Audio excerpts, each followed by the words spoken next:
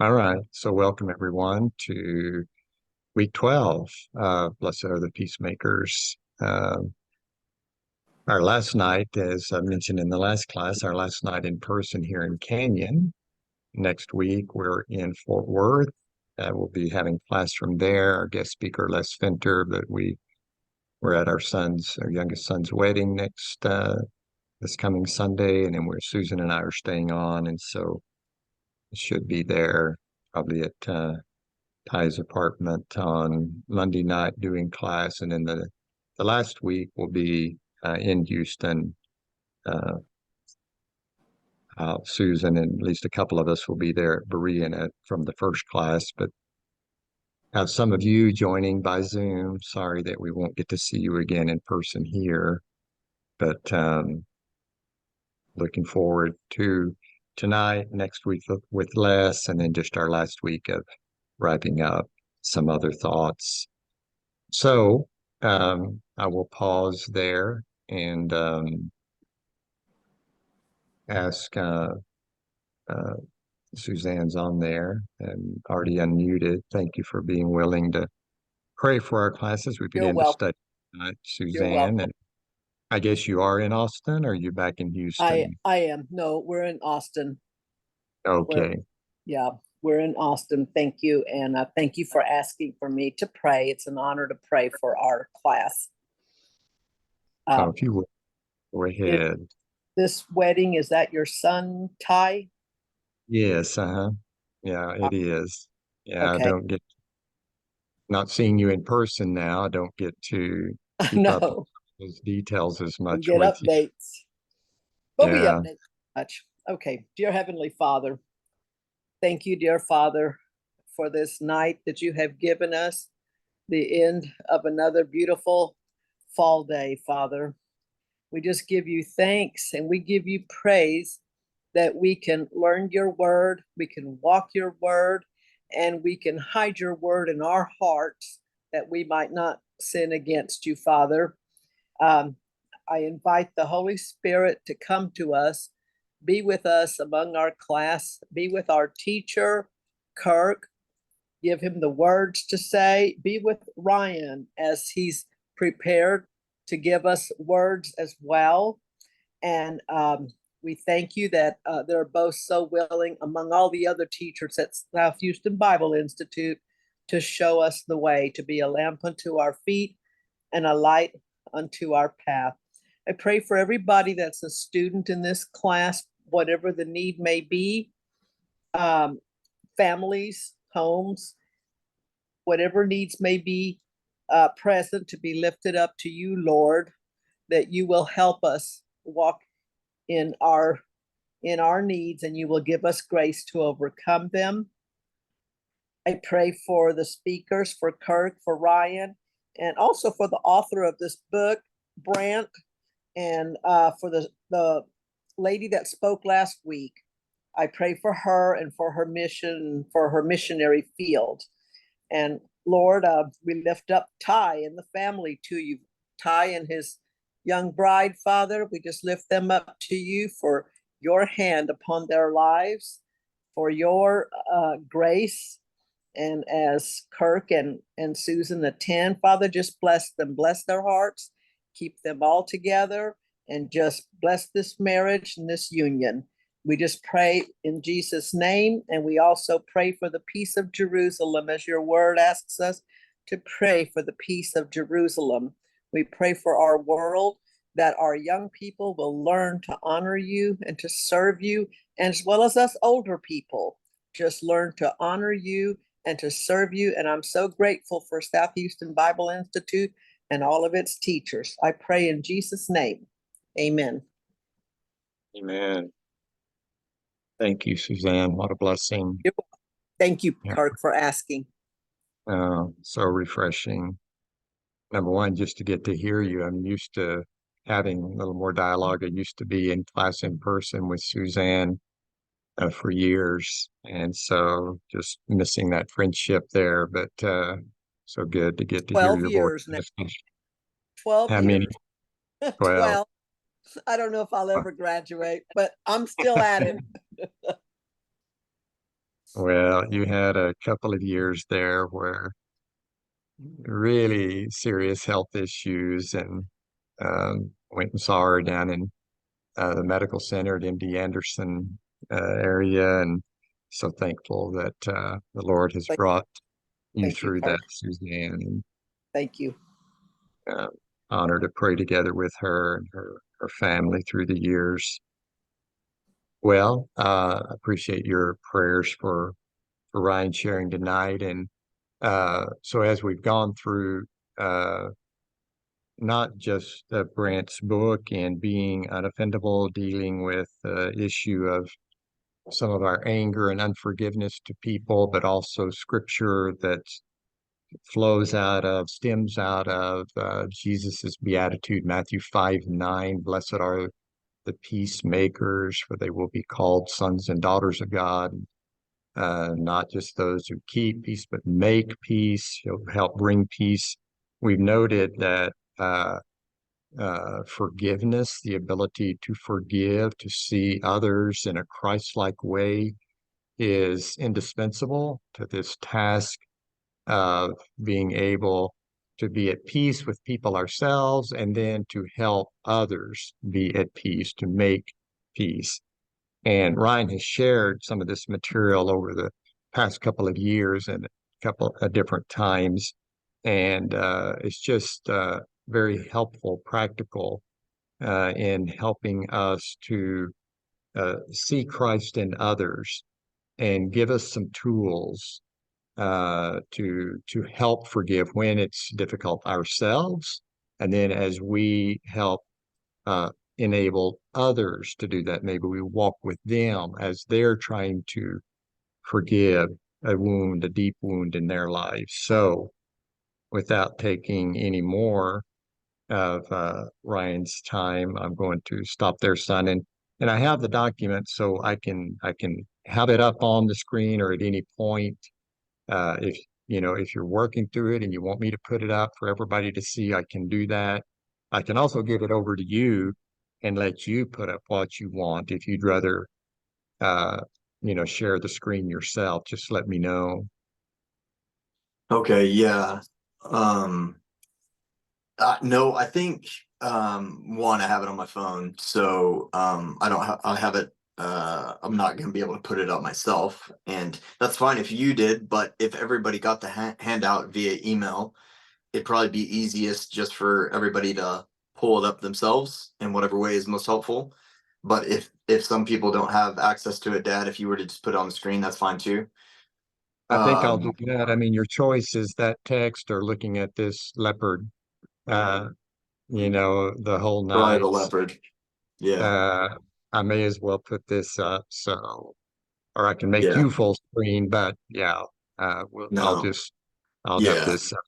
Yeah, great. And for everybody who has it, we can just start on page one, obviously, and try to work against the unbelievable desire to jump ahead. And we'll just go slowly by slowly. Um, who all, um, or I mean, not that I know everybody. Is there some people with you there in person, Dad? Yes, yeah, we've got seven people. Brian's not here. He's traveling, working tonight, but all the girls here. Huh? Cool, Yeah, all of Brian and Anita's girls, and then Susan and Brenda Patterson. So we've got seven here. cool. Okay, great. Yeah, I was just curious.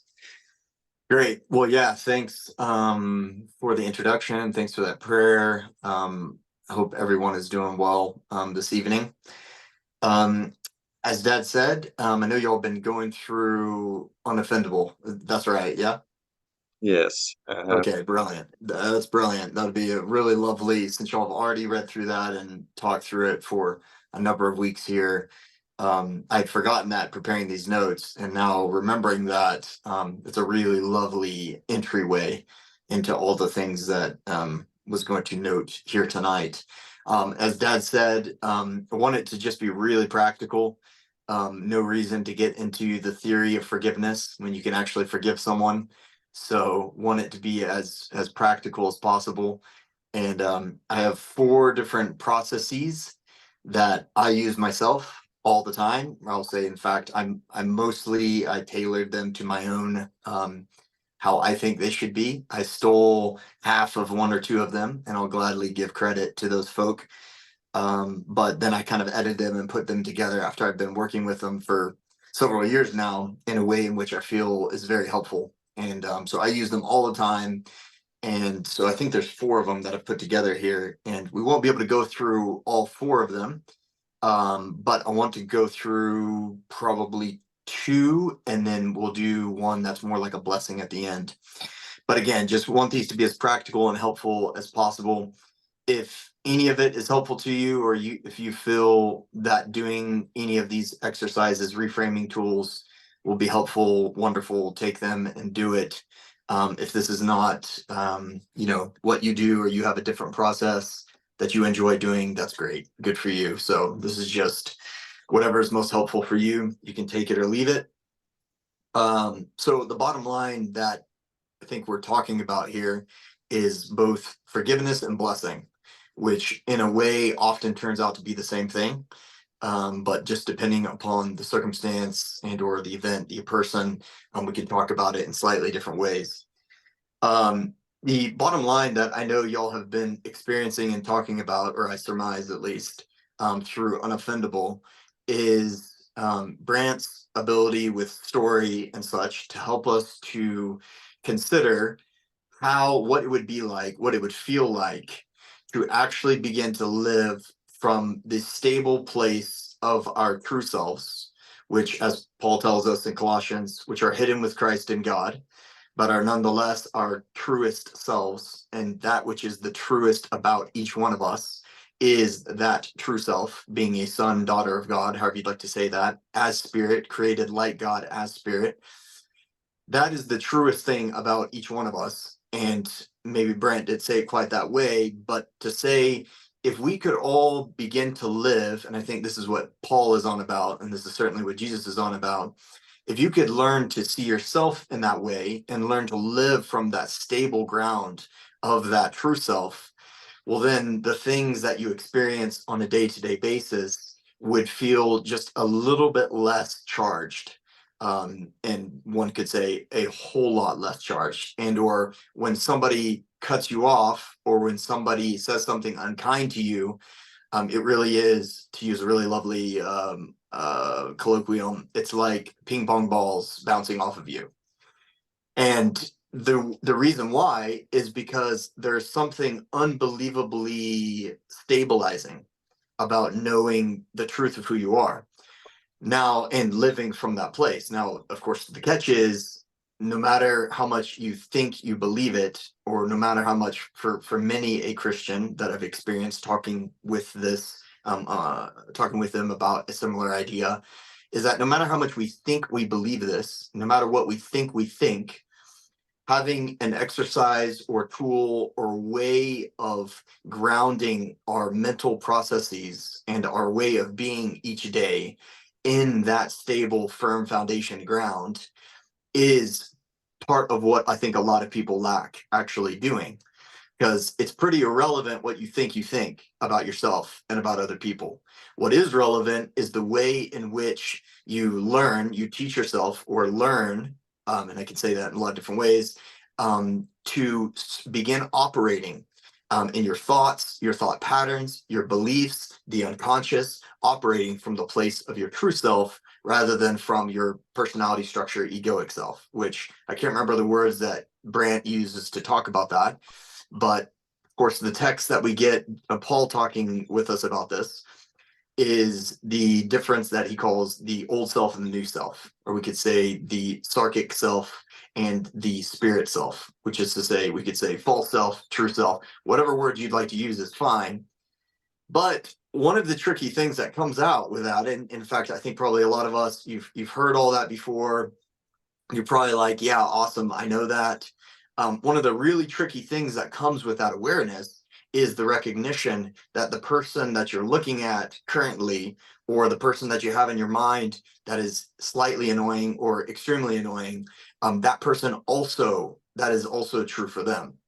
So that becomes slightly more tricky, because then you have to remind yourself, or ask yourself, when you are frustrated with someone, or when you have something against someone, or when you have experienced something that you believe someone has done to you, etc., which self are you looking at? Which self are you paying attention to in them? Are you paying attention to the false self, the old self that they no longer are? Or are you paying attention to their true self, their new self, who they really are as a son, daughter of God, however you'd like to say that? And that becomes a really crucial question. And I think we can see, as we'll go through some of this, that, I mean, we already know it, that most of what we do is we forget all day, every day. We forget who we are. We forget who people are around us. And as such, our actions, our thoughts, our thought patterns, they line up with either our old self way of thinking and who we think that person is as their old self, or it lines up with our new self way of thinking and who we know they are as their new self. So that's part of what we're on about here. And of course, a lot more time to kind of walk through how that's the case and how that works would be great, but we don't have that. So we'll just kind of keep going. So there's a lot of different things to say here. But one of the problems that, as you can see, I'm going to jump over the two recent for a second, and I'm going to come back to that. But one of the problems, there's many problems that we have as it relates to this. And I do believe that this is largely the crux of our experience of either peace and joy, or our experience of fear and worry, anxiety, frustration, etc. I think this is largely the crux. And I think as Brandt, as I remember in Unoffendable, this is part of what he's on about. And it's really just asking yourself the question, what would it feel like for me? And I use feel because, or look like, because I want us to really, I'll get to that in a second. The way things feel is really crucial, but I'll get to that in a second. We believe part of the problem that we have is that even though any of us, because again, like I just said, what you think is not as important as you think it is, unless you're able to ground it into a way of being, a way of practice. For example, we all know, how many of us have said or have heard, money does not make you happy, or the house that you have does not make you happy, or put whatever blank you want to put there and say it. We've all said it 1,000 times. People have said it to us 1,000 times, and every single time, what have you said? Yes, I know, right? What is tricky though, and one of the things that I notice all the time when I talk about this with people, and I should have noted that I also use these processes with all the people that I work with in a counseling capacity with our work. And so I have a lot of conversations that orient around this. And one of the things that I notice every time is that even though when somebody makes a statement like that, we all say, yeah, we know, the way in which I'll say our brains specifically, but I'll say the way in which all of us have conditioned ourselves, or been conditioned, however you want to say that, is to actually teach ourselves to learn that which is outside of me, my circumstances, my relationships, my bank accounts, the circumstances that are so-called outside of me, those are actually the things that engender a particular emotional feeling state, which is to say peace, joy, whatever. The problem is, in your conscious mind, you'll say, no, I know that's not true, right? I know that's not true. But all day, every day, the way the unconscious works, the way your mind is working, is you're being thrown around by, tossed around by your circumstances. You're tossed around by everything that's happening, whatever it is, whether it's whatever somebody says something to you, or the current circumstance that you find yourself in, or the current lack of money that you have in your bank account, whatever it is. We're all tossed about by all of these things because there's a part of us that is very convinced, and indeed conditioned, to believe that our ability to experience the interior emotional feeling states that we're looking for, happiness, joy, peace, whatever it is, however you'd like to say that, is dependent upon those external circumstances. So again, I think we're together. I think we can all say, oh yeah, Ryan, get to something we don't know. But I want us just to pause and to pay attention to that, because every time I have a conversation with someone around this, we're very quick to say, I know that. But the moment that we start talking about what is it that you're experiencing in your life, we find out that no, actually, we are 100% tied to externals for the sense of happiness and joy. Whereas all of the wisdom traditions, specifically the Christian wisdom tradition and the words that we get from Jesus, tell us the exact opposite.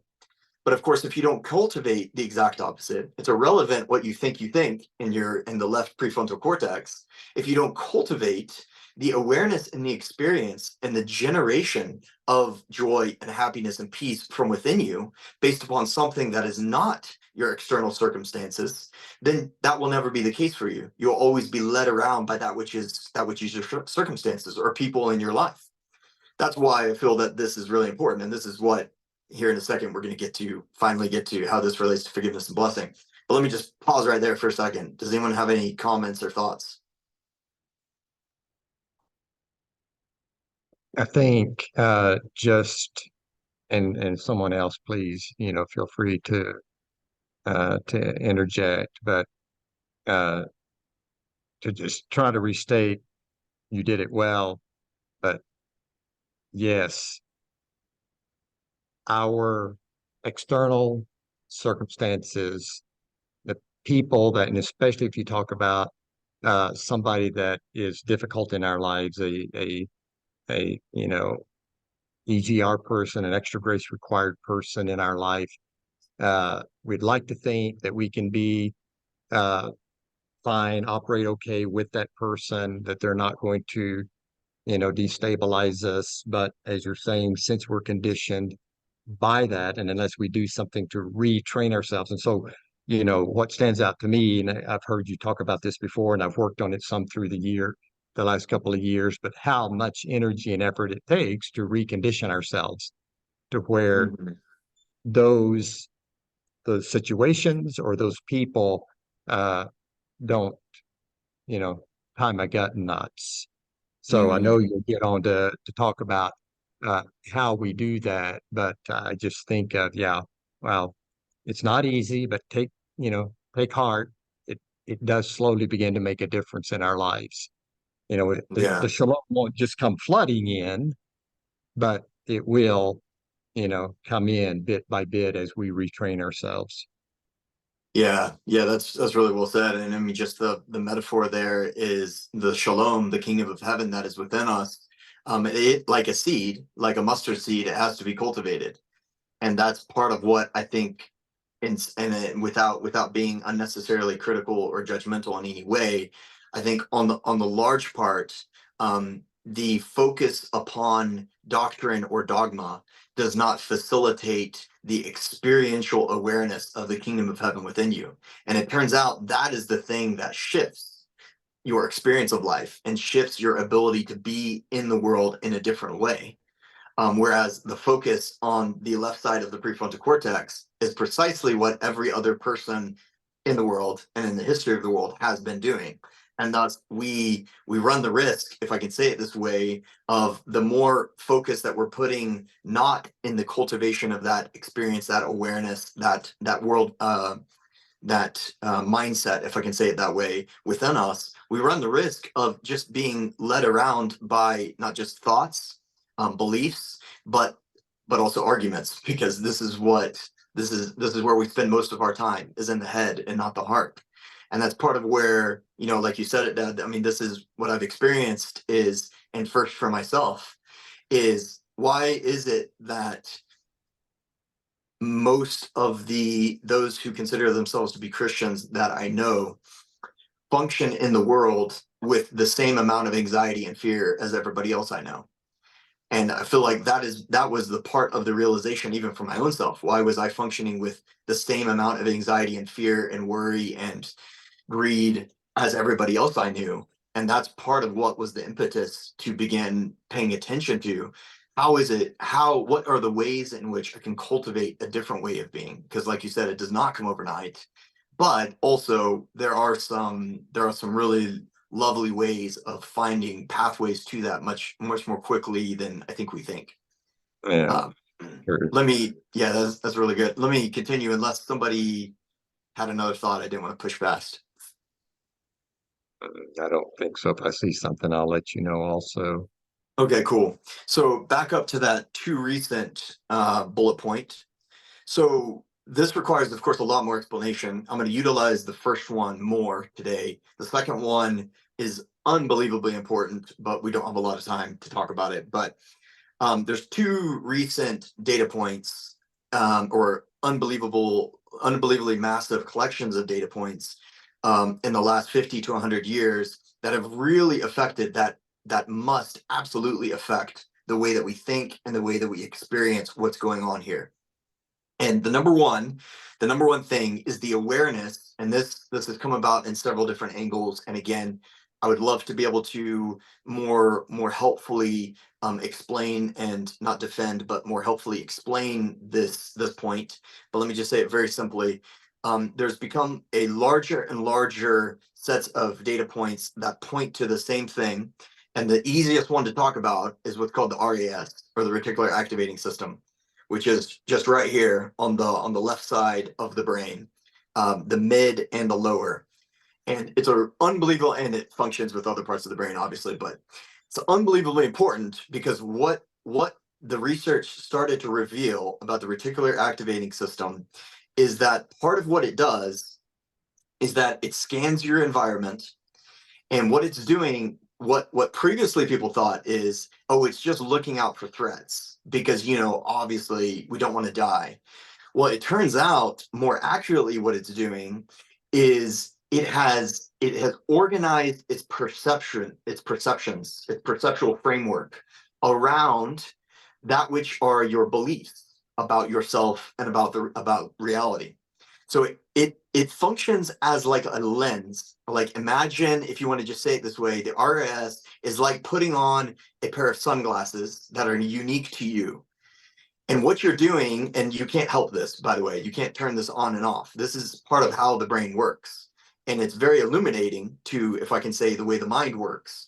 Because imagine that your RAS is like a colored, we've all put on sunglasses that are slightly colored. And you know how when you put on the slightly colored sunglasses, now all the other colors that you're experiencing, they're slightly tweaked, they're slightly different. Maybe you'll see the same thing that your colleague is seeing with their sunglasses. You'll see the same thing in form, but maybe you see it slightly differently with a slightly different color. So that's a pretty helpful analogy for what's happening. So your RAS is holding as its perceptual framework all of your interiorized conditionings from, of course, the time that you were a child, all the things that you've experienced, all the traumas, all the not so great things, all the ways in which you've interiorized judgments about yourself or that other people have said about you, yada, yada, yada. Like everything that you believe to be true unconsciously about yourself and about the world. So it's holding that as your perceptual framework, and what it's helping to do, and I say helping, debatable how it is in the end helping, but what it's helping to do is to help you to see that which you have in your mind by seeing it outside of you, seeing it out there. So it's almost like a projector. And in fact, that's probably the best way to talk about it. And that's the best way that I've heard to talk about it, is because what you're seeing outside of yourself, and this is where the old adage comes from, that we all know it. And this is, of course, what Jesus was on about. But it turns out there's really strong neurological evidence for it now. And it's, if you spot it, you've got it. We've all heard that, I think, right? If you see it in someone else, you can be sure that you have that within yourself. And you can be sure because this is precisely what the function of your perceptual network is. And it is to find that which is within your mind outside of you. And there's a lot of reasons for that. And we don't need to go into all the reasons for why that's the case, though that in and of itself is interesting. But one of the small reasons why we want to find that which we have hidden within our mind. I say hidden because usually it's in the unconscious, which is to say you're not consciously aware of it. It's to see it outside of you. Now, on the egoic side, or on the side of how this is difficult, or if you want to say detrimental or not helpful to you, if you don't know what's going on, then it's not helpful to you, because what it's going to show you are all the things that you have within yourself that trigger these pain points that you have in yourself. So, you know, when your colleague says something that's really annoying to you or cuts you down in front of other people or whatever happens, this is where we can get to this little wheel right here. Maybe it's easier to say it like that. Okay, so here you have a trigger, a comment at a staff meeting.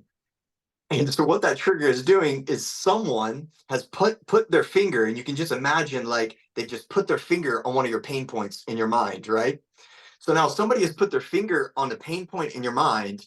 Now, of course, what happens? And we all know what happens because, well, let me state it this way. I think some of us are aware that that which we harbor as memories are more harbored as frozen feeling states. So it's much more like there was an experience that you had, and then rather than just your mind remembering the thing that happened, somatically, that's not really what's happening. What's happening is your body froze, and you froze that whole experience in a feeling state, and just a set of words or a smell or a thought or being in a place, it brings back up that trigger, right? And then, of course, we know what happens. If it was something that was really enjoyable, you have this really lovely feeling of, oh man, I love this place. I don't even know why, but maybe you smelled something that reminded you of something that happened long ago. And now all of a sudden you just feel you love this place, right? Or if it was something that was halfway traumatic or halfway difficult, what happens? You automatically find yourself right back in that stress pattern, trauma state, right? You start sweating, your heart starts beating, you start feeling butterflies in your stomach, whatever it is. And it's like, what happened? Like somebody just said something and it just triggered something. And now it's like I was almost in a car wreck or something, you know, my heart is beating so fast. But of course, what happened was it triggered and it brought back up that feeling state. Now, of course, that feeling state that has been frozen in your body all this time has been wreaking havoc and has been trying to find a way to be released and or reconciled. Okay, so if you look at it from an egoic point of view, what happens? Somebody triggers something, they push on a pain point in your mind, and normally, because we're not conscious of what's happening, we say, man, I really hate that person, right? They're always doing this annoying thing. They're always saying something like that. They're always cutting me down. Man, if I could just get away from that person, my life would be better, right? And so now all that anger came up. Now you're frustrated. Now, who is the problem in your life? It most certainly is not me. It is that person, right? Or that circumstance. Now, this is all from the egoic point of view of how we normally think about it. So then, I'm gonna pause on that little circle there. But now, just imagine for a second that there's another way of seeing it, and of course there is, because if we can imagine that actually, if you know what's going on here, if you know what the RAS is doing, then this is a massive gift, is it not? Because now every single circumstance and every single person that pushes on a pain point in your mind and triggers you, they are now not the problem. They are actually a little messenger and a little helper to help you to realize what was in your mind that was frozen that you were not aware of, that has actually been running your life, running your thought processes, running the way that you feel, and you were unaware of it. So now it has helped you to be aware of that which you have been carrying around, if you can say, as baggage, as a pain point, in order for you to look at it and to release it and to heal it. So now that really annoying person, and you could say your RAS, which we can say in general, if you didn't know the way in which that could be used for good, the RAS is really annoying because it's unendingly going to help you to be triggered. But now it's a massive gift. And now every single one of these situations that we find ourselves in that pushes on a pain point in our mind that triggers us in some way, now rather than looking at it and say, man, you're the problem, if I could just get away from this circumstance or this person, now you look at it and you say, wow, thank you. Because you've helped me to identify the thing that I was not able to identify, that is a pain point that I want to release, I want to heal. So now you see how that completely reframes the way we experience the difficult people in our life and the difficult situations in our life. Okay, before we keep going, I'm going to pause there. Any comments or thoughts on that? And this is where you are in the document, right? The wheel that you were talking about here. Yeah, yeah. I didn't go through it that Trigger. well, but yes. Yeah. Okay. I could go through it really quick if that'd be helpful for people. I was on my own kind of story there, and I didn't go along with where I grabbed this from. This particular story that goes with it, which is irrelevant. but I can just explain it really quick. But you can see how it works. It's like there's a trigger wherever you want to start on it. It doesn't matter. Let's start with a trigger. So there's a comment. So you feel an upsurge of anger. Now, of course, see, this is where the amount of conversations I've had in the last few weeks of people saying, I just feel so much anger and I don't know where it's coming from. It's like so many people, and it's all the time. And I've of course experienced it myself, and this is part of why I've been working through this. And I don't want to ask you to raise your hand if you've experienced a season of your life or a period of your life where you just feel like you just have so much anger and you're not always sure why, right? So now, well, there's all of this experience of anger. Now, whether it's a conscious trigger or not, because it can even be unconscious, and that's where anger comes up and you really don't even know why, because nobody cut you off or anything, but it's just coming up. Okay, so the anger comes up, and part of what's happening is, let's say with a particular event, is it's trying to alert you, it's trying to message you, and I mean, really, this is what emotions are. They're trying to alert you that there's something going on here that you need to pay attention to.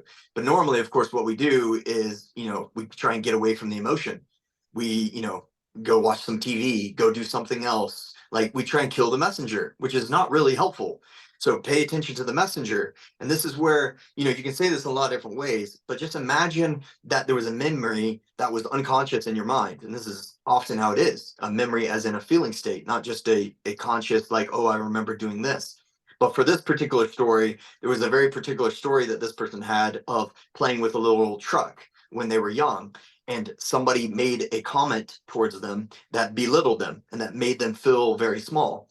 They memorized, unconsciously, just completely memorized that feeling state associated with someone saying something to them. Now, every other time in their life, when someone says something to them that's halfway critical, what happens? They have zero ability to be calm to think about what's happening and say, okay, that's not that big a deal, whatever. They go fully into that mode of that trauma experience of someone belittling them, and all this anger rage comes up, and etc. So this is what the story the person's saying. So what they interiorize with that story, and this is part of what we do with our memories, is you interiorize a judgment about yourself. And the judgment that this person had noted was, I'm not supported, I'm not taken care of, I'm all alone, I'm by myself, there's no one here to support me or protect me, whatever. And thus the core belief, I'm not supported. So now this very little comment that somebody makes in a boardroom meeting makes them feel all of that. And they had all that going on within themselves. And you can just imagine how that was running their life all day, every day, whenever somebody would make a comment. So you can keep running from it, run from the messenger, or you can say, wow, thank you for making that comment, for making me aware of what's happening here. Let me heal and release this. And now I don't have to be led around by the cycle that related to this. You get what I'm saying? That's all good and helpful, I think, in beginning to set up. And I would say, well, work then on towards Yeah. the yeah, and mom's saying, yeah, go ahead and work towards these tools that you've implemented and that might trigger some more thoughts or questions from people, okay, on like, well, these are some of the things that we can do. So, then it may be, well, how would it work in this situation? So I'd say just go ahead and move on to that, son. Yeah, absolutely. I'd like to spend just a little bit of time with the first one, and then I'll try and go maybe a little bit quicker through the second, and then I want to spend some time with the third, and then we'll finish together with a different kind of exercise that mirrors and does the same thing that I think Brant is talking about a lot. So this first little exercise, it's so simple, and I've tweaked it so many times to kind of fit what I feel is a helpful process moving through it. But it works with mnemonic, a set of wording acronym, if you'd like to say it that way. I'm free. So just so you're, in case you're confused by those words there, begins with I, and you get what I'm saying. Step one is to notice that I'm upset. And it's just to stop and notice. It's just to stop and pay attention to it. Okay, wait. I should have said, one of the things about this first one and about the second one is that this first one has tended to work really well for me with little things all throughout the day. Or I say little things. Nothing's little. It brings up all sorts of stuff. So triggers all throughout the day. This tends to work really well. This is where I started to get questions from people, or rather resistance, that was more like, but what about the big things? Like, what about, some kinds of abuse and things like that? What about the more tricky things that you can't just heal like that, right? Well, I mean, that's a belief that you can't heal it like that. Turns out you actually can. But fair question and fair, that set me down another journey of looking through a lot of literature and trying to find that which has tended to have some psychological backing or some research data backing as being effective for being able to clear, or at least partially begin to clear, the somatic experience, or the psychosomatic experience of having had some form of abuse or trauma that one could say is more, if you wanted to say more severe across the spectrum of trauma. But one of the things I've experienced is that while I have no problem saying, because I don't want to belittle anyone's experience, it turns out that a lot of how the brain works is it will lodge things that you just in the moment consider to be traumatic, and it will lodge them in the exact same way as it would something that, like, we could all say, wow, that's way traumatic. Someone saying something to you that you take as belittling is I think most of us would say it's a little bit lower on the spectrum than, say, someone getting sexually abused or something, right? We would tend to say there's a spectrum of abuse. It turns out that the way things are lodged and frozen doesn't take that into account. So even really small things can have a really big effect. Whereas also, yeah, sure, big things can either have a big or a slightly smaller effect. So it turns out there's not so much of a spectrum as that we think there is. But at the same time, I want to honor and appreciate that a lot of people say, well, what about a really painful memory? So that's what the second one is about. And we'll get to that in a second. I just wanted to make that clear in case somebody was thinking as we were going through this seems like it's too easy, which I will say that these do feel like they're too easy.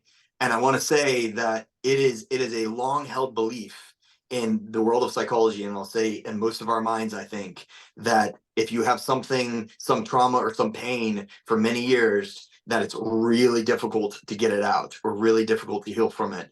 And I want to say that that's absolutely not the case. And there's tons of psychological research that will back that up. There's processes like these and other processes that in 30 seconds, all of that can be completely gone. So I want to just say that to say, let's not limit ourselves. Let's not say, oh, well, I have something that's really hard to release, so $10 says this is not going to work for me. It's like, no, open yourself up and allow spirit to work with this through you.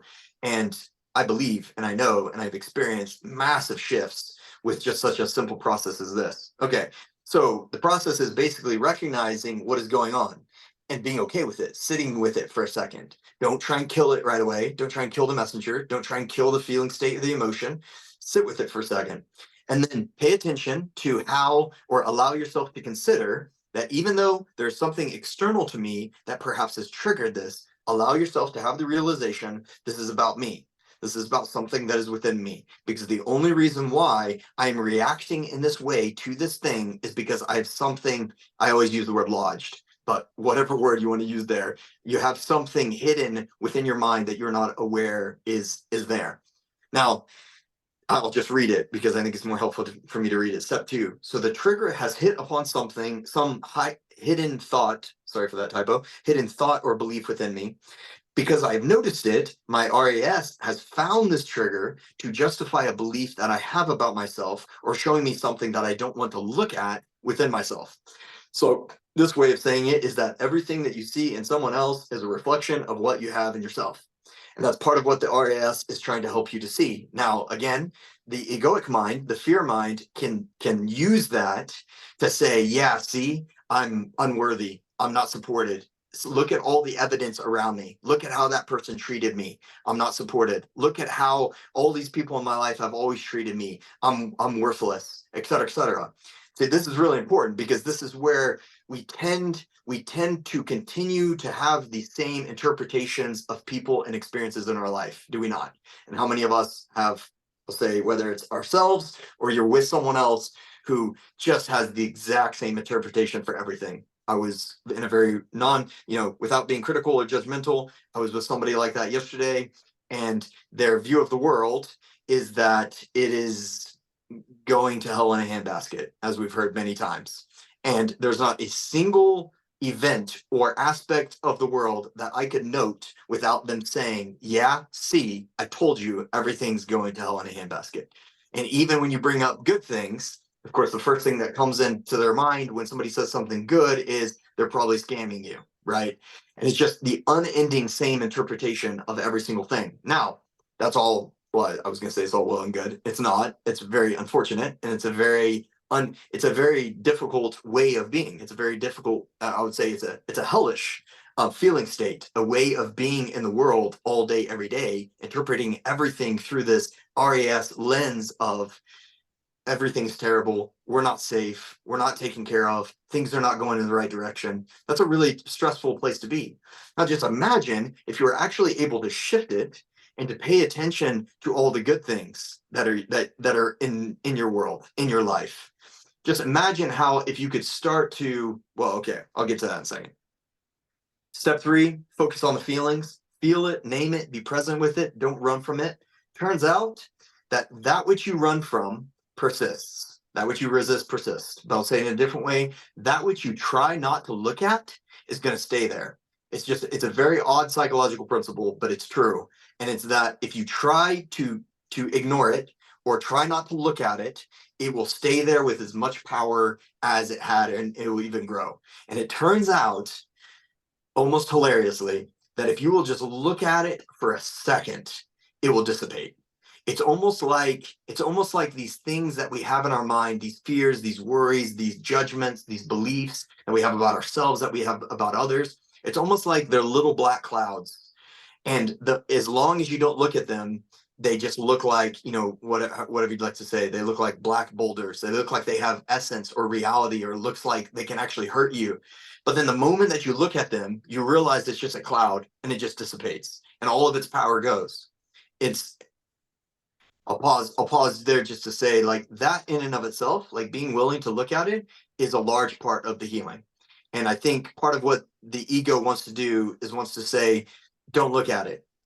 Because I think part of what the ego is afraid of, part of what our personality structure is afraid of that actually turning out to be true, of that being one of our fears that is lodged within us, and it actually turning out to be true.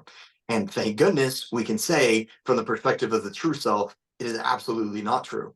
And thus, by looking at it, allows the light to shine upon it, and it allows that which is in the darkness to dissipate, to use words that are reminiscent of Jesus's words there. Hold on And there, then, son. yeah, sure. Go ahead and finish step 4, then Mom wanted to say something. Oh, okay, sure. Yeah, sorry. Yeah, I'll step 4 is just, and you don't have to do this in any kind of like psychotherapeutic way. Like, if you can't think of what this is coming from, no worries. Like, it's not actually that important to try to recreate or to become re-aware of whatever experience this is coming from. But ask yourself, when was the first time that I remember feeling this way? When was the first time that I felt this immense charge of whatever it is, worthlessness or whatever it is that you're feeling? And try and pinpoint it, because oftentimes it's actually not that hard. It's actually pretty interesting how quick an awareness or a memory comes to mind, and to be able to say, you know what, whether that was the first time or not, that is the first time that I can think of where I felt this immense charge that's just like this. Mom, go ahead. I was just going to say what you're okay. Well, Hold maybe on. you.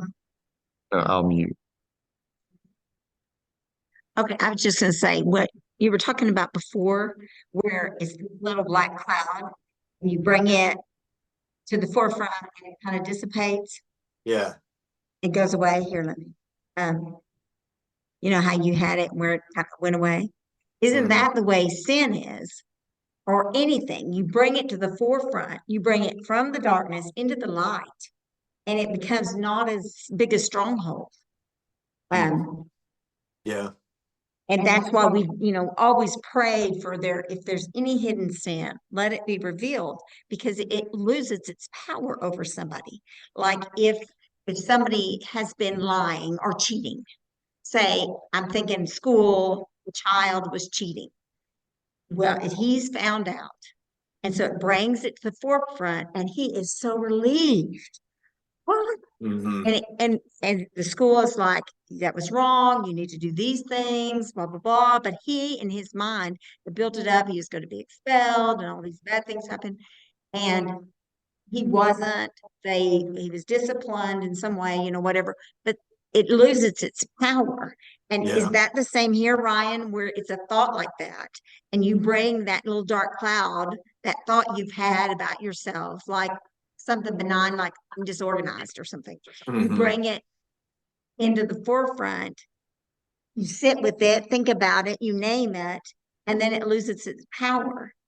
And Yeah. it's like spirit has brought it into the light, so it dissipates that dark cloud. Yeah. Would you say it like that? Yeah, absolutely. Yeah, well said, Mom. That was great. Uh, He's muted. Oh, hold on. you get, I is that muted good? so I wouldn't have it. Why was it still? Thank you. Go ahead, son. Yeah, can you hear me now? Oh, Huh. uh, Hold on. No, no. I mean, we had feedback there. Uh, you can hear me now? you're not muted. Can you hear me? Yeah, I can hear you. Yeah. But I can't hear you. Suzanne, just unmute or anyone of you. Stephen, I need to sort this out. Would you speak up, Suzanne? I can hear both you and Ryan. Huh. All Wow. right. So what's changed? So everyone else can hear us both. I can hear you both.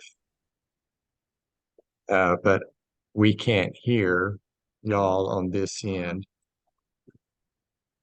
Your Uh, speakers? let me unplug for a second.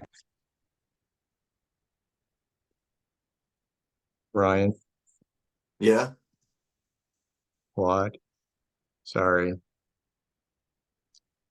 What Can would you it hear me? be? All right, someone there must be a good IT person or an AV person. Uh, Stephen can hear. Speaker's not muted. It keeps changing. Now, Ryan? Yeah, can you hear me? Yeah, I don't know. It was just a weird combination. Weird. Sorry. So, Sorry. Yeah. Well, yeah. Oh, so just to say, yes, what Mom said was really well worded. Thanks for that, Mom. That's exactly it, and that's exactly kind of the next point. Because what I was gonna say on that, like my experience of that is for someone who is willing to consider that they are more than their personality structure or body, then it's really good news to see that which we consider to be darkness or something that we are afraid of within ourselves or about ourselves, and to see it dissipate or to experience the relief of having it be brought to light. It's really good news. Now, for somebody who the entirety of their personality structure is oriented around a specific like way of being, like uh whatever, there's tons of examples on this, but I want to be careful because I know we're all in different personality structures and the way we experience ourselves. But say okay, like an aspect of my personality structure, which is to be as effectively productive and as effectively successful in whatever task I'm doing as possible. Now, for me to have this deep fear as like a black, a massive, and it was a massive black, what felt to be a massive black rock against me, or boulder, whatever you'd like to say, this massive fear of failure, or this fear of not actually being who I thought I was within that personality structure. That's like a massive fear. And I never want to look at it Because if I believe that that's all I am, then the entirety of my identity and sense of self and value and worth is oriented around avoiding this black rock, right? It's all oriented around, if I can just make sure I keep on being successful or productive or whatever the words are, or loving or kind, whatever the words are, and if I can just avoid looking at or ever coming in contact with this thing, then I'm going to be good, right? Unfortunately, it's almost like spirit helped set up the personality, the systems of the brain. You can take that however you want to take that, to where it is never going to stop until you look at it. In fact, it is going to start causing you so much havoc, and it's going to start, if you can say it this way, sending you tons and tons of messages. And this is where the messages start to become increasingly more somatic, increasingly more like illnesses and things like that. I'm going to just keep sending you messages until you're willing to actually pay attention to the thing you're running from. And when you can finally look at the thing you're running from, you finally turn around and look at it. And this is what I experienced in many different ways, is you turn around and you look at it and it dissipates, because you can say it in all the different ways you want to say it. Who cares if you fail in some task or productivity? Nobody cares. I mean, that's one of the hilarious things to recognize normally, is that nobody really cares. Nobody's paying attention like you're paying attention. But also, who cares if it turns out that maybe you're not as good at something as you thought you were? Now, here's the thing. Like, if that's all you thought you were, then that's really bad news. It's really bad news to be crushed in some way like that. But now this is where it comes to the next aspect. And this is what I think Brant is on about a lot. And step 5 is you establish your judgment about yourself based upon that thing that you were afraid of, right? And you pay attention to what it was. I believe that I'm only of value when I am successful, or I believe I'm only of value when I succeed in this, or see, this is where Christians get into trouble. I believe I'm only of value if I'm really loving and kind and I serve people, right? We can do it with good things too. And then, of course, what happens is things will happen in your life where you pay attention to how that is not how you're living, running from something. The entirety of your structure and way of being is oriented around running from something. You turn back and look at it, and this is what the last part of the process gives you, is for those of us who are willing to consider this and willing to trust it. If it were to turn out that the actual bedrock essence foundation of your being, your identity, your existence is not actually rooted in your personality structure, it's actually rooted in an extension of God as spirit, well, then you have nothing to worry about, do you? You have nothing to be afraid of. You have nothing at all to lose by turning around and looking at whatever those little black rocks were. And that's where, in my experience, they completely dissolve, because there's nothing, because all the light that is shining through them is saying all that is false. If you're just willing to look at how it's false. And of course, the almost paradoxical, hilarity of the situation is, or the irony is, that you've been running from something that doesn't exist, and your entirety of your life is being run by something that doesn't exist. And then you finally turn around and recognize that it doesn't exist. And now you can either choose to live knowing it doesn't exist, or you go right back into your same thought patterns and live like it does exist.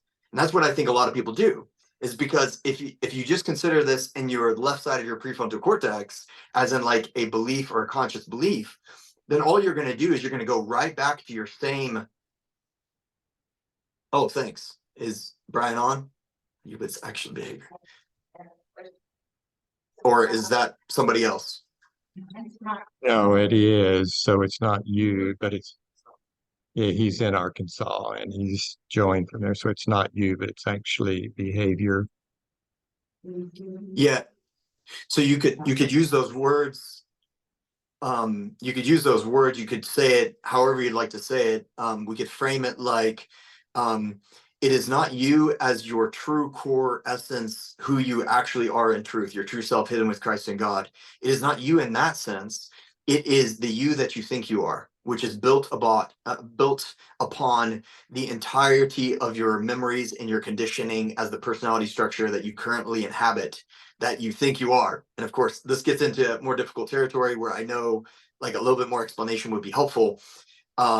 In fact, let me just give one little piece of explanation on that. And it's that we have an entire an enormous amount of data points that are people dying and experiencing something while they are not in their body, and then coming back to tell us about it. Thank goodness for the defibrillator and the IAD that allows us to have these stories over the past 50, 60 years. And most people are not aware that we have about 2 million data points of people who were dead, like straight, like, of course, the only people that the Near-Death Experience Research Foundation will talk to are people who are brain dead, heart dead, right? So that's pretty much as dead as you can get, I think, theoretically. But and so these people come back and have an enormous amount of things to say. And now let me say this for myself. I don't really care what one person has to say. I don't really care what 2 or 3 or 4 people has to say.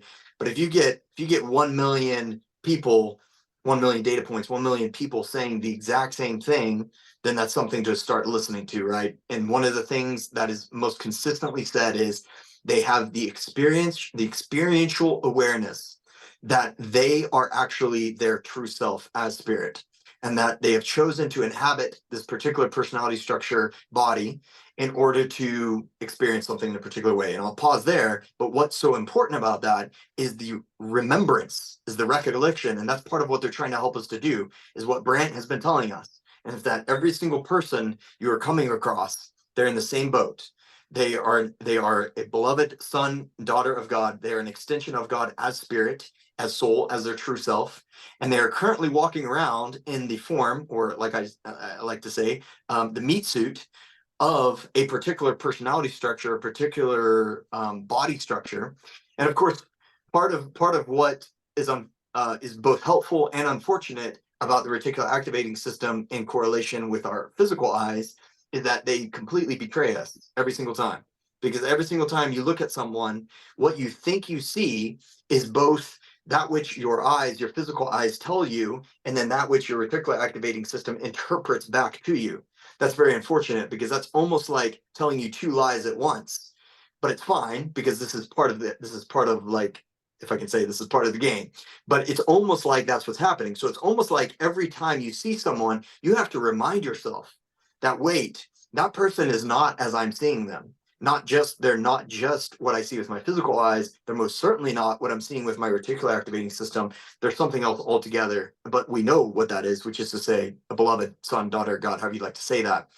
To me, that's really helpful, because now that changes the way in which I see someone and the way in which I'm going to respond to them. And one of the really wonderful laws of the unconscious mind is that which you choose to see in someone else. They say this in a different way. That which you extend, what's better language here? Whatever you choose to see in someone else is what your unconscious will what's the word I'm looking for?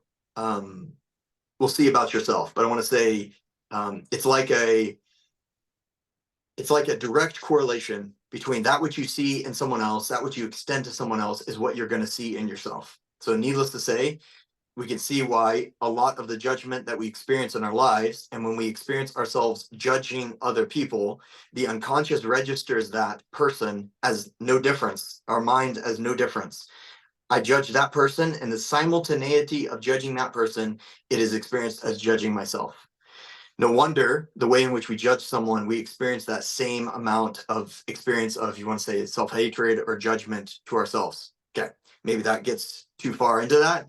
Point is, step 6, for those of us who are willing, and for those of us who know this, and this is where I'll say it is a great practical truth to be aware of who you are as your true self. Because the last step is to allow yourself to experience, to know and to experience what it feels like, what it feels like to be as your true self. And if you can do that, even just for like a moment, the power, the so-called power of that which was the, if I can say it, illusion of the black rock, it dissipates not just so much quicker, but it dissipates at a level of complete relief and complete peace, because now you have chosen to root yourself or ground yourself on that which, we can use the words, and that which is immortal, that which is unchanging. And that's a really beautiful experience for those who are willing to do that. Okay. That was a lot. I know. Let me Let pause. Any me let thoughts? me jump in with two things real quickly, son. Uh, since this is not in the oh, that is sorry, I've got to get. I want to put there, move this over here. So this thought, oh well, it's not going to line. The bullet does line up, but this is where I mentioned from hearing a speaker years ago saying Genesis 1, creation, Tov, a deeper word for good than just the good of the plants and the mountains, that you are Tov. And you talk about seeing, what do you really think of me, Father, Son, Spirit. Uh, uh, and it's helped me through the years to look at myself in the mirror and say, Kirk, you are Tove, you are very good. Not because I always behave that way, but as I've believed that truth about myself, it's helped me to be more that way. Uh, Mm, Knowing that I'm truly loved just as I am, helps me to love. It has helped me to love others. So that's one thing that I would say there, to actually feel what it feels like to be forgiven and to know that that's what God thinks of us. We're yeah. beloved. Uh, Let me also say then, we've got about 20 minutes remaining. Wow. Uh, Okay. so, Okay. so Yeah. to make you choose, I don't know. I would Yeah. say It's if fine. you can touch on, again, applying some of this to, I remember another lesson you gave when we looked at somebody and we were trying to go through the process of forgiving somebody, since a lot of what we've talked about is being able to forgive others. Uh, Yeah. you've laid the foundation. We all have this in common. So could you go on then through maybe one of these processes, and help? Yeah. So, Yeah, for and sure. wait, honey. Oh, and mom's saying, since we had the issue here about with me muting and all, about putting your hand over your heart whenever you are praying this towards somebody. So to make sure Yeah. you cover that. Absolutely. Yeah. Okay. Thanks for that. Let me just hit really quickly because this is a part of what you're saying here. A practice, a exercise or a tool that I found to be helpful as it relates to giving a willingness to see a person differently is the second one, painful memory release process. Now, all of these can do that. But this one's very helpful because without going through the whole thing, you can read it. I tried to make it as explanatory, self-explanatory as possible, but it is a really powerful exercise. And I did this recently. I only found it recently. And part of what this person suggests is to list out all the ways in which you feel you've been hurt by someone or by a circumstance and just write them out. I mean, like, as in like 1, 2, 3, 4, 5, 6, 7, and see how many you get to. It's amazing how many you get to, or maybe you won't be amazed because maybe you know that you have a lot going on. A lot of people I know are like, I probably have like maybe 10, 15, whatever. I did it and I got to 69. I had 69 of what I felt to be pretty solid, hurts, for lack of better words. That very quickly came to my mind. Now it's really interesting to do this, and then what you do is you just start working through them from earliest to latest, and it can take you several weeks. I mean, just depending on how much time you want to give to it. It took me about a week, I think, to work through the 69, and you just give this process to it, and all it is like second part. First, you write down how you felt. And as like a letter, you write down what you've always wanted to say, kind of to that person, like in that moment, whatever it is, in a kind of cathartic kind of way, right? And then from that, whatever emotion you're feeling, egoic mind, you say, I reactively, from my egoic mind of not knowing any better in that moment, I judged you as, and then you give several qualities. This is how you judge that person. And then you, of course, begin reframing that and you begin asking yourself the question, now, why did they do what they did? And then you start, it doesn't take but 2 seconds to say, well, because hurt people hurt people. And because they were carrying around an enormous amount of pain, an enormous amount of baggage, and they didn't know any better. So they were acting out of all that. So then you go through your little awareness of changing your mind. You can do that however you want to do it. And then you write down 3 distinct adjectives of who they really are as their true selves. And that's really helpful because so now you're starting to shift it, and it's really shifting because now you're starting to see that person differently. But you're not doing anything ridiculous like saying, "Oh well, I was hurt. I don't even care. I'm not going to think about it. I know they're in Christ anyway." It's like that's not helpful for anybody. So like go through the process of actually being willing to unearth it and to look at it. And then the third part is this event told me that I am, and there goes the judgment about yourself. But then now you shift it, and just like the last one, you shift it to knowing the truth about yourself. And then however you want to do it, you can, however you want to do it. I finish with a blessing. You re-experience that situation in a way in which you as your true self meet them and their true self. And I will say, not only is that unbelievably powerful by way of just a thought experiment, but it turns out the psychological data and research that backs this up is that it turns out your memories don't care.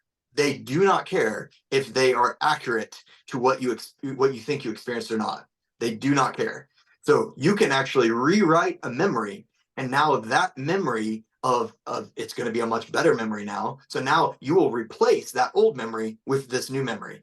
Now this new memory, seeing that person as their true self from your true self, is going to be a much better memory. And now that starts to be, the more you do that, that starts to be kind of like a pattern of now you can more easily do that when it comes up, and you don't have to do it when you're sitting and thinking about something a long time ago. Okay, then really quick. So these are just really lovely processes. This one, I've had people laugh at me with this one before, so I'm completely cool if you want to laugh at this, but it's unbelievably powerful. And it's as if you just make, there's a way in which you're not actually making this up, but I'll give it to someone if they say, okay, this is like playing a game, right? Okay, sure, it is. And what you do is you just imagine that whatever that person did or whatever the circumstance was, and this is whether it was 10 years ago or like 10 minutes ago, what you do is imagine, and I wrote this script for myself so that I could remind myself of this, and I carried this around, and I could do this on the spot, and it so that I don't have to try and remember everything, I can just read it. And what it is you imagine that you had given that person a script, as if like you created this big drama and you're the director, and you gave everybody a role in this little drama, whatever it was, and you gave that person the role of being the antagonizer or the annoying person or whatever you think they are. And then so you just imagine it like this. So now once again, what does this do? It puts you right back in the empowered driver's seat, right? And now you realize that you are not a victim of the world that you're experiencing, and you're not a victim of that person in your life. Now you're right back into the role of, there's a part of me that wanted this for my ill, if you can say it that way, but I'm going to choose to actually utilize the script that I gave to this person in a way in which works out for my healing. So this is where, to me, I mean, I'll be honest with you, like, to me, unendingly, this is the most helpful script, because what it does is it kind of systematically walks you through an unhelpful view of that person into seeing them as a gift and a teacher. And it does it in a way that I think is not just cathartic, but in a way in which actually changes your mind. So that, and let me just, I know we're short on time here, and then we'll just do a process, but can I just read it here so you can just kind of get the feeling for Yeah, it? I think you should go ahead. Yeah. Okay. So just imagine someone has just done something to you. Now that shouldn't be hard, whether it was today or yesterday or last week. So then you say, okay, it seems that I gave whoever a script to act out, which had him or her doing or saying whatever to me. Now he or she played that role perfectly. He or she is a genius actor. It's always helpful to congratulate them on how good of an actor they are on being a whatever you think they are.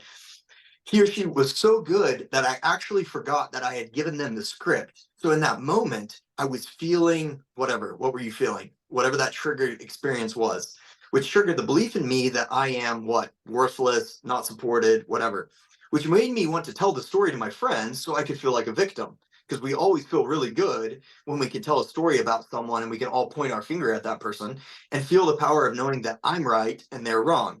Fortunately, Spirit is reminding me with the script that there's only one problem in every trigger, event, frustration, which is my belief that I'm separate, as in like my separate egoic personality self, that I'm able to be attacked, that I'm potentially guilty, and it's just disguised in 1,000 different forms. And every single trigger brings up my egoic, concealed desire for, in this case, this person to be guilty so I can be innocent. Because I believe deep down that I made a big mistake and God is going to judge me. But if I have, let me just explain, if I have enough evidence on my side that they're actually the problem, then God's not going to come after me, he'll come after them, right? So this is, you can see how deep this starts to go about your view of God. So now I see what's going on. I don't want to play this game anymore. I can see that it's a bit ridiculous. I'm not at peace right now, but I can ask Spirit to help me to see this person or situation differently. I want to see this person as God sees them. Their true self hidden with Christ and God, and not as my egoic mind, my RAS, wants me to see them. I know they're acting out of their fear and pain because they don't know who they are in truth, but I know who they are, and I want to extend this truth to them, at least in my mind. Spirit, please heal my mind and heal this belief in me and heal the pain and the hurt in the other person so that they can see themselves differently also. Thank you for using this person or situation to heal my mind. Thank you, Spirit, and thank you, other person, for being willing to play your role so well that I could heal my own fear, pain, unworthiness, beliefs. And you are my teacher today, and I thank you. Now you can see, just with that, you can see how it completely shifts the entire situation from one of being a victim and being really angry at what happened to, wow, thank you for playing that role so brilliantly. You helped me to see something that I was not seeing. And now I can actually say, thank you. Thank you for being a jerk. Thank you for being as annoying as you're being, whatever it is. For me, that's unendingly powerful, and it unendingly shifts the situation to a way in which brings about, at least, if not a little bit of laughter, a lot of healing. And most of the time it's a lot of healing. Just so we can finish with the blessing, but I want to give somebody a chance to say something if they want to. Anyone?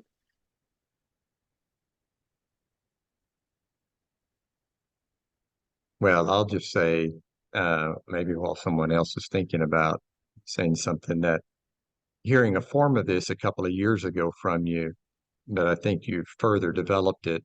And I love this because this is way beyond just just you know telling someone you need to keep verbalizing, I forgive them. And that can, and I've done that a lot. I've done it 100 times about someone. Uh, and maybe eventually the sheer enormity of the number of times I say it begins to shift it. But this lays down a rationale, a a real reason that will begin to change my heart and mind about the way that I see that person. So uh, this is great for me. I didn't know that you had fleshed it out, or I slept through it last time when you were saying all of this. Yeah, no, that's good. That's good. Yeah, well, I mean, thanks for that. And I agree. And I'll just say, like, like Brant has been on about in the Unoffendable book, pretty persistent in saying, like, hey, it's pretty much a surety that somebody is going to be annoying to you today. It's like we know it's going to happen, we know it's about to come, and yet somehow we still get angry about it. You know what I mean? And that's what I feel like part of what this does is it helps to extend to people that little bit of leeway, that little bit of, I know you don't know what I don't want to mean that in a bad way, but I think this is part of what we as followers of Jesus get to experience if we're willing to cultivate it. And it's, I know you don't know that you are not actually the set of fears and beliefs and baggage that you're carrying around that you think you are. But I know that you're something way more than that. And I know that you're about to operate out of your fears and your anxiety and your worry and whatever. And I can take that. It's no problem because I know you're operating out of this smaller self than I know is possible that you can operate out of. So it opens up this enormous door of compassion, but also like this is Bill Withers' unendingly the most beautiful phrase is prepared forgiveness. It teaches you to prepare this massive kind of like extra gap for someone because they're going to operate out of their fears. So just let them do it and let it bounce off of you because where what they're operating out of. So if you can almost get out ahead of it, and that's what I've experienced with this is we don't have to be so reactional, right? Just get way out ahead of it. We know what's going to happen today. We know the amount of people that are gonna whatever it is for you, that are going to say little jabs, that are going to cut you off. We know there's going to be at least 10 of them. So like, get out ahead of it, prepare all of that for them, so that all that cushion. So now when it happens, it's like, man, that was easy. I knew that was coming. That was so easy, you know? And it's really not that hard. It's just a matter of cultivating it. You know what I mean? So anyway, another way of cultivating it, and this is something to do as often as you can or want, but I found it to be helpful to do every morning, because it's the same thing, and it's pre-extending to someone in the day that you may or may not come across, whether, however you'd like to say that, um, pre-extending to them the truth of who they are, so that when you experience them and maybe they have that gruffness that they always do, you experience it differently because you've already extended to them who they are in truth. So if everybody, like Mom was saying, and I know we have a short amount of time, I'll just go through this. I won't do the last part just for the sake of time. But the most crucial part, the way this goes, is if you would put your hands on your heart, if you're willing to do that. If you're not willing, that's fine too, no problem. Do whatever allows you to sit and connect with your heart. And that's a real thing. There's actually a lot of data that suggests that we spend most of our time with the focus of our consciousness in our mind, in our head. And it is possible, where you put your energy, where you put your attention, energy goes. So if you put your attention on your heart, and an easy way of doing that is putting your hands there and putting your focus there for a moment. And this allows you to operate out of much more expansiveness and less out of the left brain, beliefs and or divisional beliefs. So if you would put your hands on your heart, and I'll just guide you through. And all we're going to do is we're going to experience peace in whatever place, way you want to experience that, or just something that allows you to be grounded. And then we're going to imagine Jesus or a being of light, whoever it is for you, to bless you. And we're gonna imagine all of that blessing coming towards you. And then we're gonna imagine two people walking in front of you. One being one that you know and love, maybe a family member, friend, and then a person that maybe you're having a hard time with right now. And we're just going to allow Spirit to bring to mind whatever person needs to be brought to mind for each one of those. So don't prepare it in advance. Just allow that person's face or image to come up to you. And I've found so many times that the person that comes up to me in this blessing is a person that, unbeknownst to me, I was going to have a run-in with that day or like later that week. It's always someone that's very relevant for my extending blessing towards them. Okay, so if you'd put your hands on your heart, take a deep breath.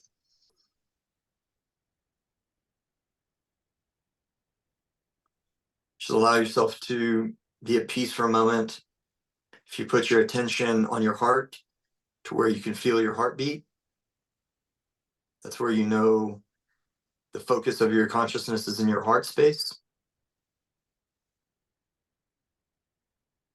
So now just imagine that you're in a place that you love, a place that makes you feel happy and relaxed. Maybe it's one of your favorite places to go and sit and read a book, or a beach. And just allow yourself to experience and feel what you feel there. Joy, happiness, peace. And now imagine that you see someone walking towards you. And this is someone who loves you and whom you love, whether it's a family member, someone who's passed, or it could be an angel, or it could be Jesus himself. And now imagine that this being has a beaming smile on his or her face and walks up to you and gives you a big hug. And you feel completely loved and completely supported. And then that person steps back, has their hands on your shoulders, and says, I love you. May you feel love today. May you be happy and at peace. May you know that you are loved and safe forever. May you know the love that God has for you. And any other words that you want to hear them saying. And you feel these words as if they are a healing balm to your mind and your heart. And they just soothe you, and they extend your sense of light and peace and joy. And you feel your spirit within you saying, yes, that is true. Thank you. May I experience love and joy and happiness in every way. Then that person smiles at you, maybe they hug you, and then they walk away. And now imagine someone else steps in front of you that you know. Could be a family member, a friend, someone who's passed, anyone. Now you see them in front of you, and you see them feeling however they're feeling. Maybe they're content, maybe they're happy, maybe they're a bit sad or frustrated or tired. And now you smile at them.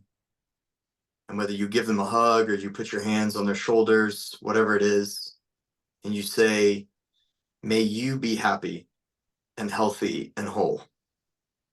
And may you experience joy and peace and love today. And may you experience the height and depth and width of God's love for you in a unique way today. And any other words that you want to say?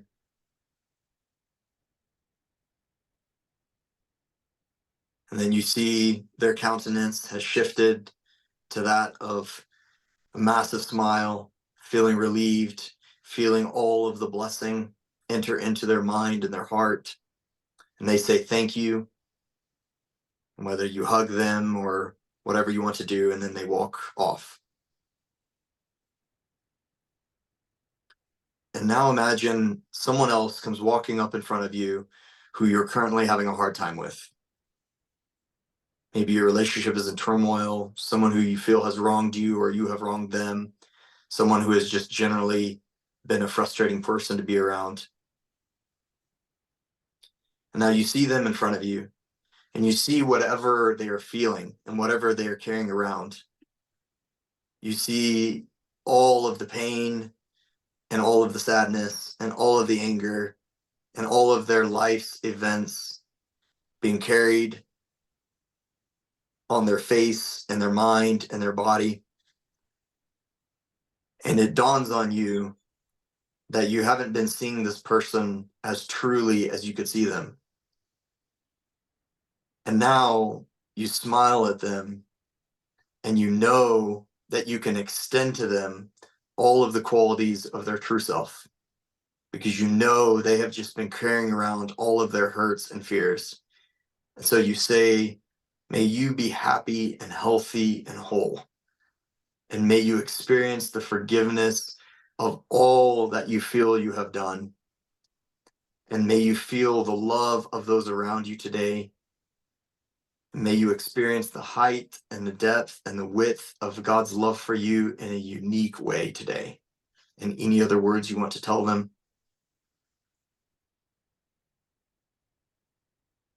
And then you see, in whatever way you want to see it, a massive relief drop off of them, whether it was a black cloud that was on their back or around them, and you see it dissipate completely. And you see them smile, and they receive your words, and they say thank you, or whatever words you want to hear them say. And you have a moment of reconciliation together. And your spirit, and we ask spirit to allow us to experience and to know that that relationship has completely shifted from this moment forward. And now we can learn to see them as you see them. And would you help us to carry this with us, not just when we meet them, but when we meet other people as well. Amen. And we can be done there.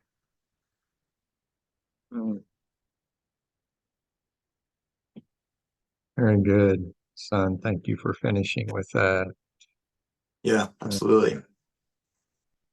That not going to say that that's the best part of everything that you said. All the other leads up to provides a foundation for uh, you know, coming to this. And Yeah. appreciate you putting it together to have a document that they all have now and can go back over this. So that's been Yeah, very, very helpful. I'll absolutely. pause Problem. there. Anyone have anything that you wanted to say or share? It's okay if not.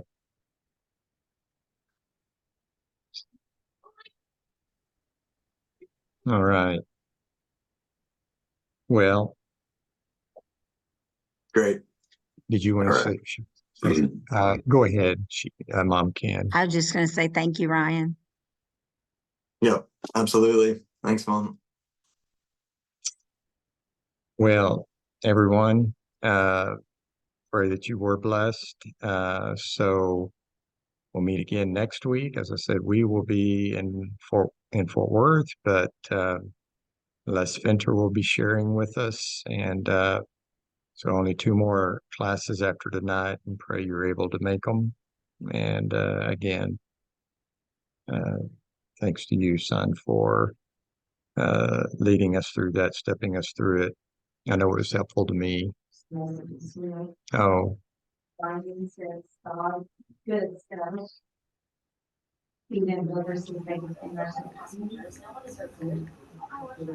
yeah, a few of the chats there, Ryan, that you may see God's stuff. Yeah. Great. All Thanks right. for all that. Yep. Thanks, everyone. All right. All right. Well, until next week, the Lord be with you. We will see you next week. Thank you, Kirk. Thank you, Ryan. Good night. Yeah. Thank Thank you. Good you. night. Good night.